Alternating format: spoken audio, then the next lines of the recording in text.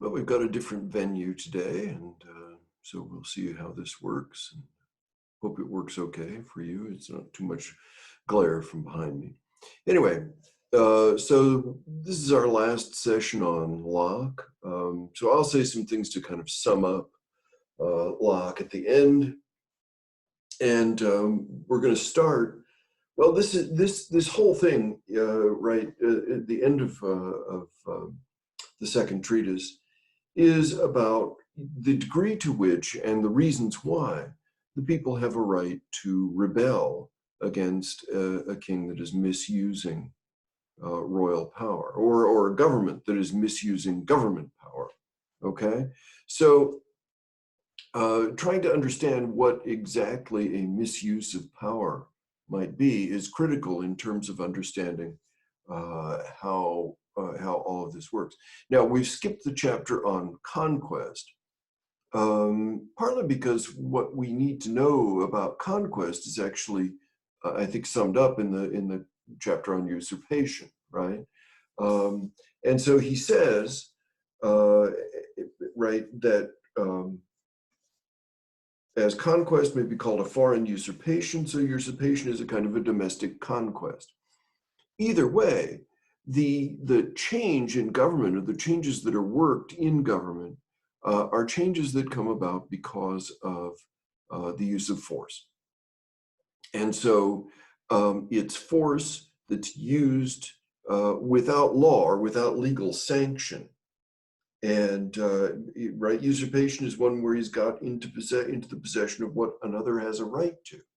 So if you have authority, if you have a certain amount of power, you're entitled to use that power, and no one else is entitled to use that power. So this is, for Locke, this is a critical element in sort of ascertaining whether there is usurpation or not.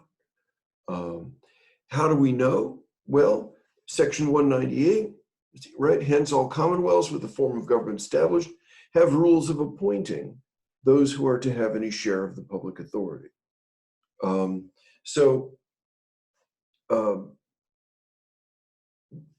We know, right? I mean, this is what our Constitution does, right? Our Constitution provides procedures for who is legitimately President of the United States, who is legitimately a member of Congress. And they derive their power from the Constitution. They don't derive their power from your vote, right? They derive the power from the Constitution because that's the system that we set up, and that's the system that Locke recommends. And so at the end, right, nor can such an usurper or any deriving from him ever have a title till the people are both at liberty to consent and have actually consented to allow to and confirm him in the power he hath till then usurped. So it is possible to govern illegitimately for a period of time.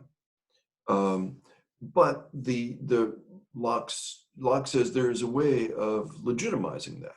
There's a way of making it legal, and that the people have the right to do. So, usurpation is not forever. Usurpation is usurpation only as long as the people call it usurpation. So again, this is why this goes into this issue of what is the right of revolution, or is there a right of revolution, right? For Hobbes, no. For Locke, he says, well, there's got to be. If consent is the ground for legitimate government, then how could it be otherwise than to say, yeah, the people have a right to decide by their consent that they want this one and not that one. That just has to follow. So in some ways, Locke is solving some problems that Hobbes created, and sort of working out some issues in Hobbes that I think Hobbes hadn't thought through. And Hobbes's embrace of absolute sovereignty of course, made it very difficult for him to do that. So tyranny, what is tyranny? It's the exercise of power beyond right. It's the power, you're using the power, this 199, you're using power that you have not been given. And again, for us, constitutionally, that makes perfect sense, right?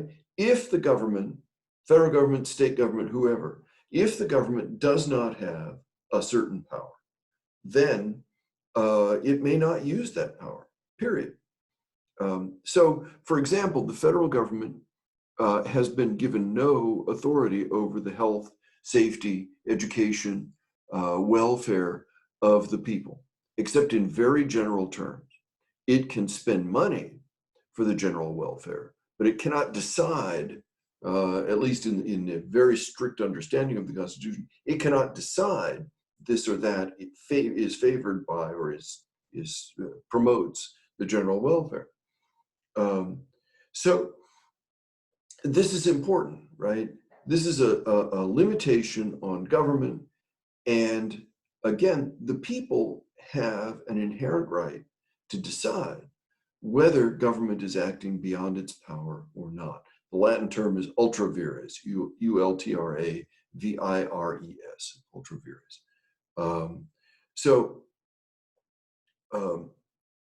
The just king, he says in section 200, does, by the contrary, acknowledge himself to be ordained for the procuring, I can't talk today, procuring of the wealth and property of his people. So the king is a servant, a public servant, and understands, a just king understands himself that way. Okay, so this is not just monarchies alone, he says in 201. 202, again, this is the important qualification, right? Wherever law ends, tyranny begins. Tyranny is rule without law. It is the use of force, the rule by force, without justification, without right, without legal sanction, and most importantly, without consent. So, and what this means is, look at where he goes in 202, because this is really interesting, right? We have a Fourth Amendment in our Constitution that says government, all of it, needs to have a good reason for going to your house. And it has to be able to state that reason in persuasive fashion to a judge and persuade the judge that they need to go into your house, right? That's a warrant. And look at what Locke says in 202, right? He that has authority to seize my person in the street may be opposed as a thief and robber if he endeavors to break into my house to execute a writ, right? A man's home is his castle. That's the old piece of English law. And this is what Locke is channeling here. And this is what our Constitution channels as well, right? Let me see, to execute a writ, notwithstanding that I know he has such a warrant and such a legal authority as will empower him to arrest me abroad. So he may have authority to arrest you when you're out in the street someplace. But when you're in your own home, the police cannot come after you, theoretically. And why, he says, why this should not hold in the highest as well as in the most inferior magistrate, I would gladly be informed. So this is a chain that goes all the way through government, right? That government has authority, power to execute laws when it is legal. And when it is not legal, government is acting just as illegitimately as your neighbor is when your neighbor, hits you in the head with a rock and tries to take your tomatoes or something. Okay, so may the commands of the prince be opposed? Yeah, of course. When those commands are illegitimate, you can oppose the commands of the prince. For Locke, that's a no-brainer, right? How could it be otherwise? How could there be exceptions to that? Now, why is the person of the prince sacred? And so this is an old thing in British law, in continental law, right? That the person of the monarch is sacred. And isn't that nice to be for the monarchs? Why is that true? Well, and in what manner is it true? In England, the doctrine has evolved, or had evolved by the time that Locke was writing, that yeah, the king has security, can't be arrested, and that sort of thing. All writs run in the name of the king. But the king's ministers can be held responsible for how the king uses that power. And this is one of the reasons why the monarchy has kind of faded as an active part of the government, right? Because the monarch should not be acting in politics or in any other way. The monarch should be neutral, should be keeping out of it, because you want to hold somebody accountable if power is used incorrectly or illegally. And this is Locke's point here, okay? So the king's authority is unchallengeable by any conventional means, but the king's ministers are not. So this is, he says, bottom of end of 765, well, the beginning of section 206, right? But this privilege belonging only to the king's person hinders not, but they may be questioned, opposed, and resisted who used unjust force, though they pretend a commission from him, which the law authorizes not. So again, the king may say, look, you are authorized to go arrest Jack Barlow and bring him in. But if that's not law, if there is no law saying that the king can do that, then that's considered illegitimate, at least by law. Now, of course, I can say to the minions of the sheriff of Huntington County, oh, legally you can't do that, and the sheriff can say, well, yeah, actually I can, and you might not have any recourse, but it doesn't make it right. So the commission or command, sorry, let me try that again. The commission or command of any magistrate where he has no authority being as void and insignificant as that of any private man. So it just puts them on an even playing field with you. It is not the commission, he goes on to say, but the authority that gives the right of acting, and against the laws, there can be no authority. So Locke is very emphatic, as I said yesterday, Locke is very emphatic about the idea of a rule of law. And that is really his contribution to our understanding. And certainly we in the United States accept this as fundamental to the way that we understand the way that the world works and the way that government works, right? So, and I'll talk a little bit more about that when we're done with everything else. So you can, when you don't have time to appeal to the law, you can resist. Again, you have the right of judgment as to whether or not the people generally have the right of judgment, whether or not authority is being properly used.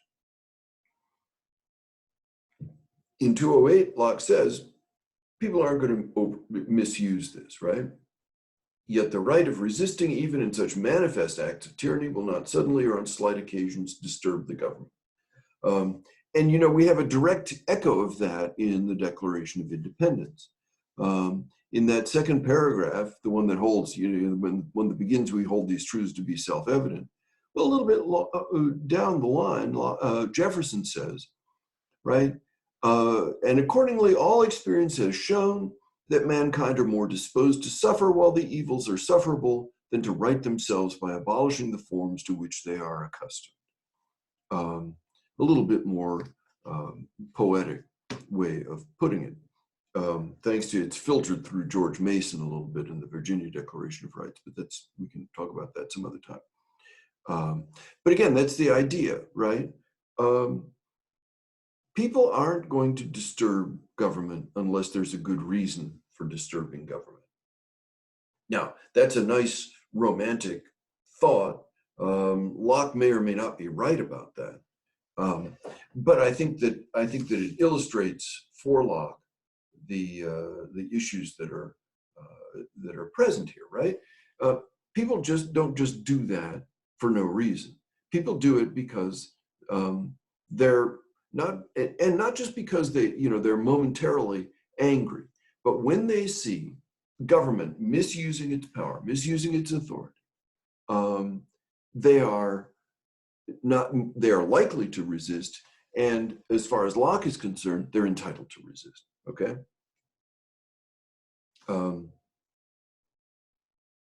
Yeah, if a long train of action show the councils all tending that way, right? This is section 210. And again, Jefferson, to go back to the Declaration, right? Jefferson says, but when a long train of abuses and usurpations, pursuing invariably the same object, evinces a design to render them under absolute despotism, right? It is their right, it is their duty to throw off such government and to provide new guards for their future security. Pure Locke. So again, as I said the other day, he is America's philosopher. Now, chapter 19 makes a distinction that Hobbes doesn't conceive of, but is necessary because of Locke's separation from society and government. And remember, society is bigger. In some ways, society is more spontaneous than government. Government is subject to the law. Society is where your family, your religion, your property, all of those things occur in society outside of government. Government has sort of a tangential right to regulate all of that. But that's not its primary purpose, right?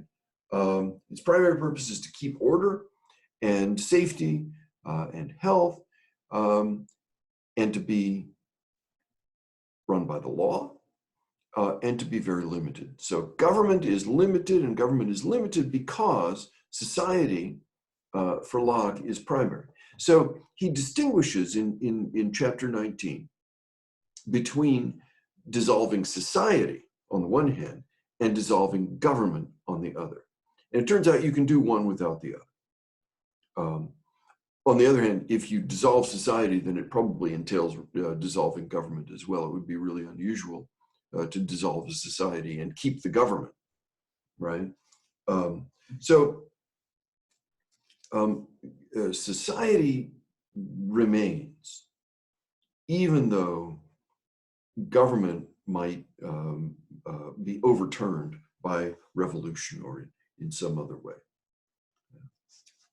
I hope I said that clearly enough. Okay, and so he goes through a number of different ways in which a government might be dissolved, and specifically dissolved from within, right? And conquest or something like that is a way of dissolving government from outside instead of from inside. So when the legislative is altered, when one or other of the actors in the government misuses power or abuses authority or something like that, right? Now you notice in section 213, he's giving his hypothetical, which isn't hypothetical at all. It's exactly what happened in England, but never mind about that. He's presenting it as a hypothetical, right? So three elements of government. And you notice there that Locke is still, even though he's talked functionally about separation of powers in an earlier chapter, he is still imagining the old Aristotelian idea that government is composed of the different parts of society, right? A single hereditary person, an assembly of hereditary nobility, an assembly of representative chosen tempore by the pro tempore by the people. So he's still imagining this older system in some ways, and yet he's imagining it all as regulated and regularized by law. And so when government changes, or when law, basically when law gets to be ignored, that's when Locke says government starts to change. And then you have to think about whether you want to preserve it or not. Okay? So he's giving different examples of when a government might be altered, right? And these first several examples he sums up in 218. This is the prince who's doing it. And then he gives a couple of more examples. But the point, right, and he sums this up in 220, for the society can never, by the fault of another, lose the native and original right it has to preserve itself. So as he says at the very end, right, the people will judge, the people will decide whether their safety and happiness are better preserved by altering arrangements or by changing something else, by throwing out the king, whatever it is. So government, and this is what he says in 221, right? There is therefore, secondly, another way whereby governments are dissolved, and that is when the legislative or prince, either of them, act contrary to their trust. Government is a trust. Government's power is fiduciary. It is, that is to say, it is a power that is held conditionally and is based on the achievement of certain ends. So when government betrays its trust, then there is an issue, and the people are entitled to dissolve it.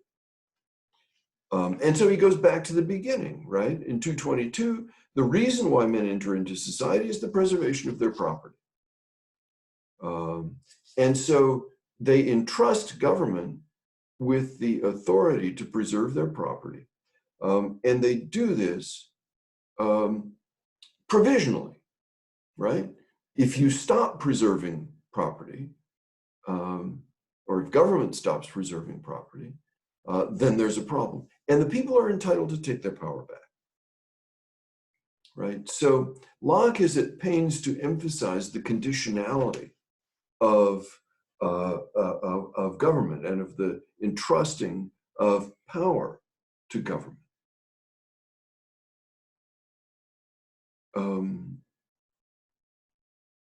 What else can we say about that?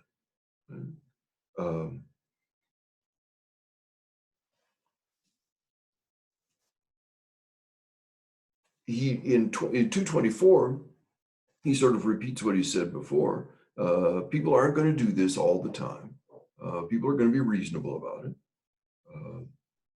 But he says that, there's not going to be frequent rebellion, but they're entitled to do it when they need to, right? For when the people are made miserable and find themselves exposed to the ill usage of arbitrary power, cry up their government much as you will for the sons of Jupiter, let them be sacred or divine, descended or authorized from heaven, give them out for whom or what you please, the same will happen. The people generally ill-treated and contrary to right will be ready upon any occasion to ease themselves of a burden that sits heavy upon them. Now, bear in mind, this is Locke's justification of the Glorious Revolution. And the English are very pleased with this, right? This is a celebrated treatise in England. Locke wrote it anonymously. He's not known as the author until after he dies in 17, sometime in the 1800s. In the 1700s. But this sets the groundwork, the tone for the American Revolution a century later, right? So long train of abuses, blah, blah, blah. So he is conditioning the right of revolution, but he's opened it up. And of course, once you open it up, then it's hard to close that door again. And he doesn't. He puts conditions on it. He kind of makes it legal or legalistic. But and he says, at 228, right? If any mischief come in such cases, it is not to be charged on him who defends his right, but upon him that invades his neighbors. So you're defending yourself. You have a right to judge whether you've defended it or not. You have no right to defend somebody else's property or rights or anything like that.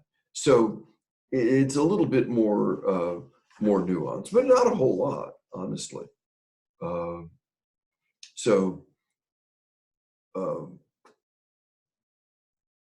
I think the rest of this is actually pretty clear, right? Don't invade people's rights. When you do, it's against the law. When it's against the law, they're entitled to rebel. It's not that hard, right? 232, whosoever uses force without right, as everyone does in society who does it without law, puts himself into a state of war with those against whom he uses it. So it's a return of the state of nature, or more precisely, it's a return of the state of war, which is a kind of a sub-state of the state of nature. So once you've put yourself back in a state of nature with regard to the others in society, then you are acting in a way that is not legitimate, okay? So self-defense, he says in 233, is a part of the law of nature, nor can it be denied the community even against the king himself.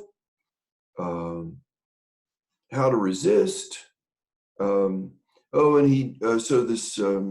Latin quote, right, is, this is the freedom of the poor man, battered and cut up by fists. He begs that he may be permitted to return home with a few of his teeth. The poor man,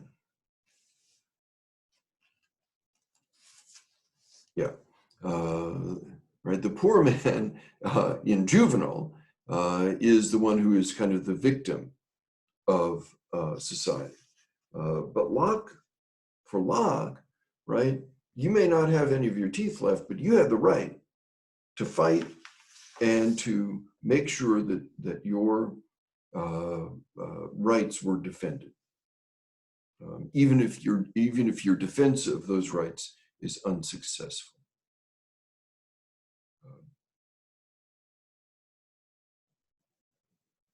So I don't know if you want to know more about this stuff.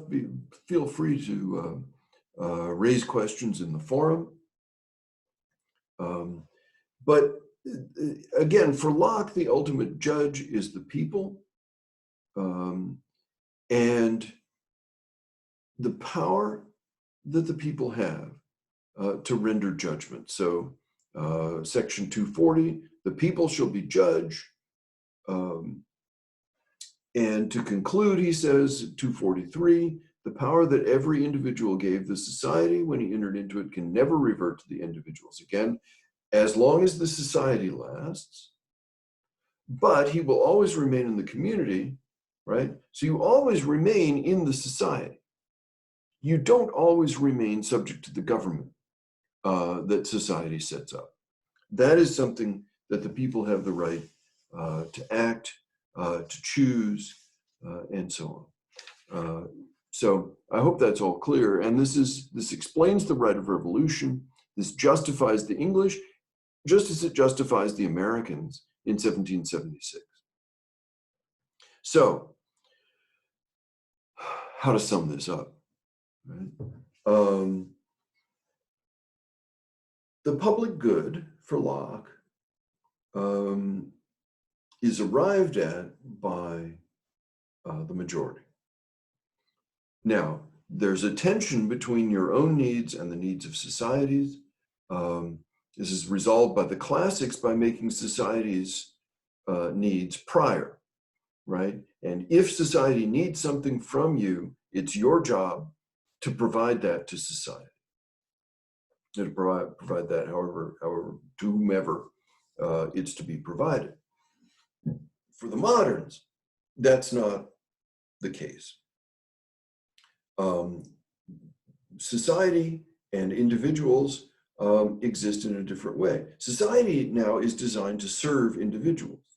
It's designed to make sure that your needs are filled and you have a right to decide whether your time, your treasure, your talents, your property are devoted to the needs of society, not the other way around. So public ends and private ends come to be understood in a different way. And this changes the nature of government, right? Because government is no longer kind of comprehensively in charge of you or of society or anything else, but rather government is a trust that is designed to serve certain ends that you choose to give it, or you as a corporate body choose to give it, or choose to withhold from it. And if it acts contrary to the ends that you have set for it, then it's acting illegitimately. And you have the right to tell it to stop. And if it doesn't stop, then you have ultimately, you, the people, have the right to rebel. So government is a human technology, right? There's no necessary connection between forms of government and forms of society, or between human nature and forms of government, right? It's a choice. You can use this technology, and within that technology, there are different strains of it, depending on what's going to best serve the needs of the people who are choosing it. So government is designed to safeguard other human inventions, other human productions, right? And to encourage new ones.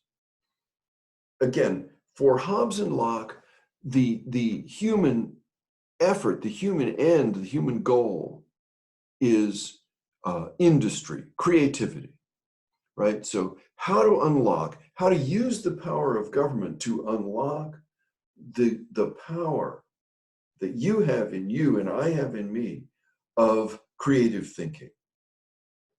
And by doing that, we make life better, right? And we get medicines and so forth and so on. So that safeguarding and that encouraging, that pushing us forward is important. Government is a protection for the average, right? So Locke is the first explicit philosopher. I mean, Hobbes has been doing it too. Locke is the first explicit philosopher of bourgeois society. And this is, next week, Rousseau is going to hammer him on this. But this is a way of raising everybody's quality of life, everybody's standard of living. So it's not just about philosopher kings, right? Plato is all about philosopher kings.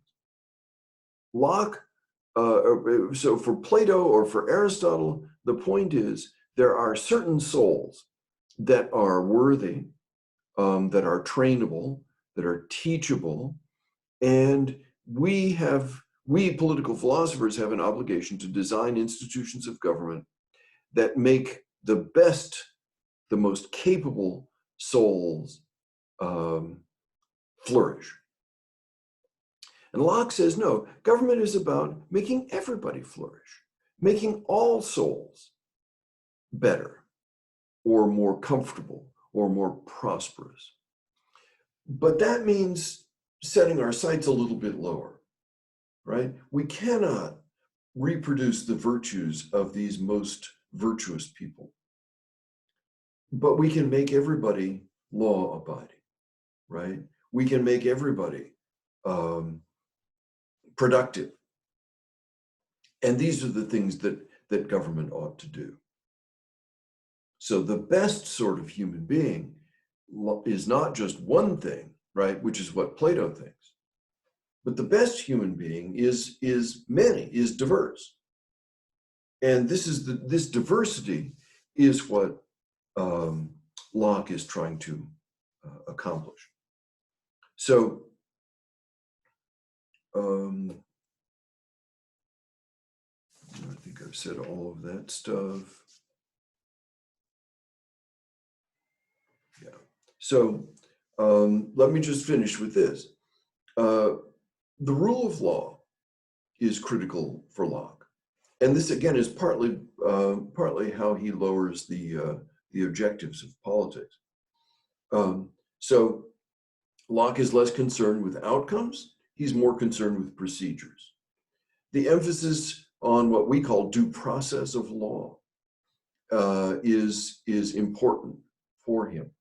So as you think about sort of how political theory has developed, think about the ways that Locke has contributed to sort of not just legalizing it, not just lowering the goals or bringing it down to the average, but how Locke has helped us understand that regular procedures, regular processes are critical things. And so the functions of government then are confined within this legal framework. And if it exceeds those functions, or if it goes beyond the boundaries that are set for it, then it's illegitimate. Okay, well, I'm going to leave it at that. Raise questions in the forum and let me know. Or send me an email if you're curious. Okay, bye.